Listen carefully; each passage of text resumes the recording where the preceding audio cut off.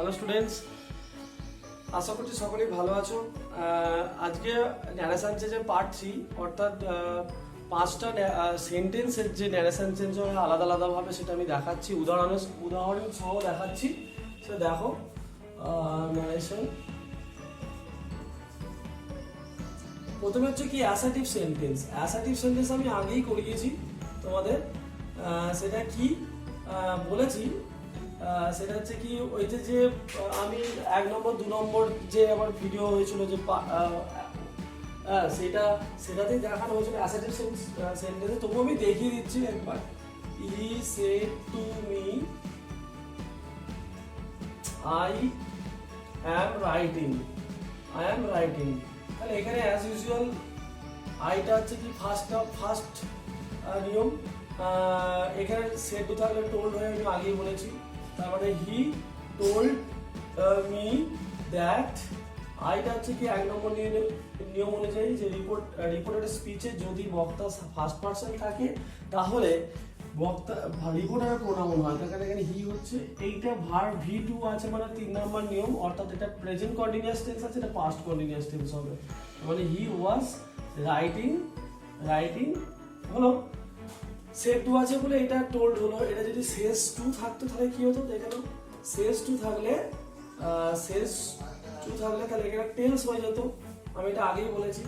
এইভাবে হচ্ছে কি টেলস, এইভাবে হচ্ছে অ্যাসার্টিভ সেন্টেন্স করা হয়। এবার এর নেগেটিভ আর পজিটিভ রয়েছে। এটা পজিটিভ হয়ে গেল। নেগেটিভটা কি? যেমন আই অ্যাম নট রাইটিং যদি আমি করি, আই অ্যাম নট রাইটিং, এটা নেগেটিভ। তাহলে হি ওয়াজ নট রাইটিং, এটা হয়ে গেল সিম্পল নিয়ম। যাক, এটা আমি ডিটেলে এমনি আগেও বলেছি।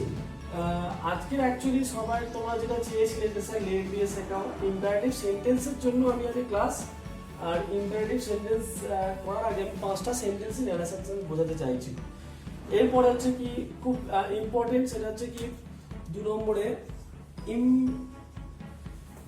Interrogative sentence. ইন্টারোগেটিভ সেন্টেন্সে কি আছে? ইন্টারোগেটিভে কি হচ্ছে?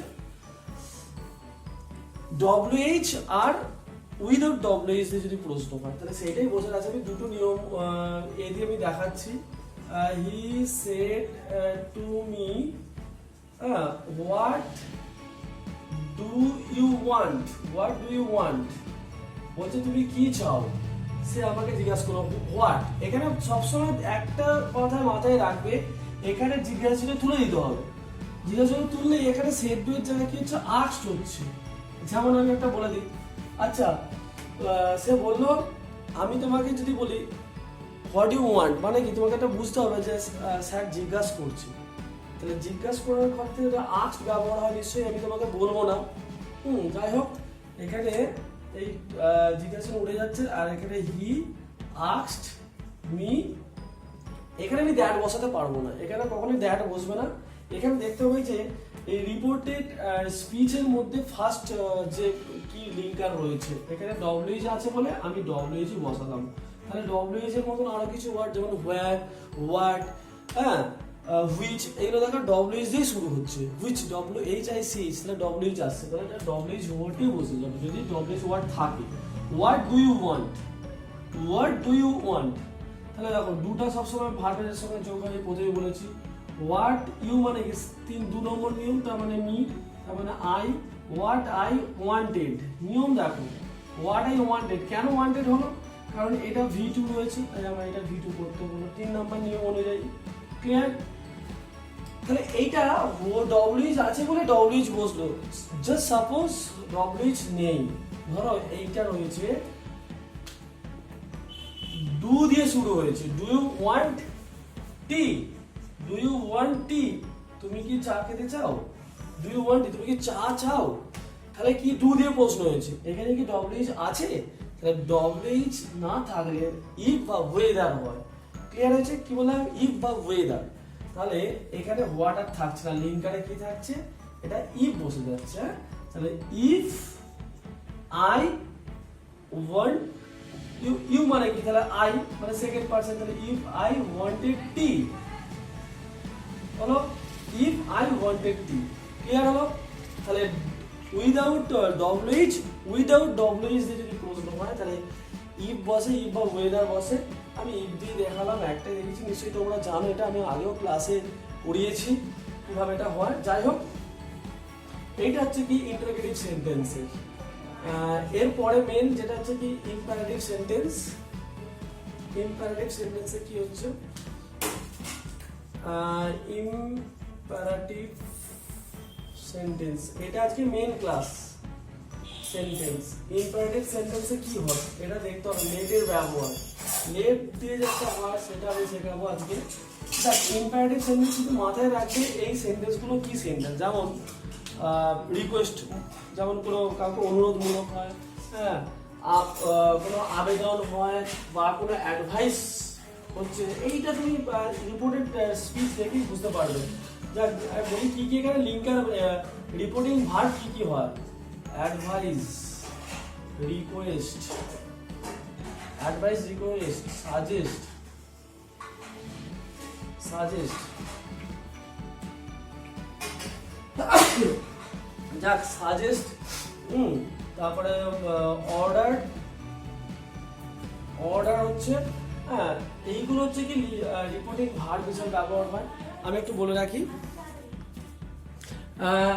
যদি আমি তোমাকে বলি ডোন্ট গো দেয়ার, তাহলে ডোন্ট গো দেয়ার মানে কি, এই তোমাকে এটা রিকোয়েস্ট করছি, অর্ডার করছি, কি করছে এটা, এটা হচ্ছে কি অর্ডার হয়ে গেল, ডোন্ট গো দেয়ার। তাহলে আমি এটাই বলি, হ্যাঁ চলো, he said to me don't go there, clear, don't go there. তাহলে ডোন্ট গো দেয়ার মানে কি, তাহলে দেখো এটা অর্ডার হয়ে যাচ্ছে, অর্ডার হয়ে যাচ্ছে। এইটা যে যেমন লিখতে পারে, আমি বারবার ধরে বলছি, ইফ, যদি, এখানে তোমরা বুঝতে পারছো না এটা কি ধরনের সেন্টেন্স, ডোন্ট গো দেয়ার, হ্যাঁ, তাহলে তুমি এখানে রিপোর্টিং ভার্ব ডাইরেক্ট টোলও বসাতে পারো, সেটা না, তবে সঠিকটা বসালেই ঠিক হবে। এবার কেউ যদি বুঝতে না পারে, টোল ডাইরেক্ট টোল বসেও চালাতে পারো।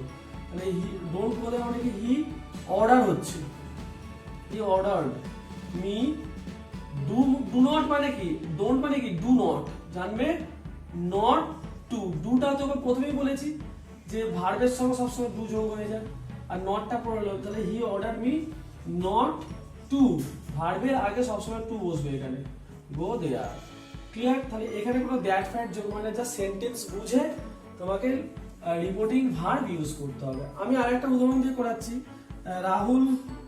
Rahul said to me please, please, please come here, please come here, okay.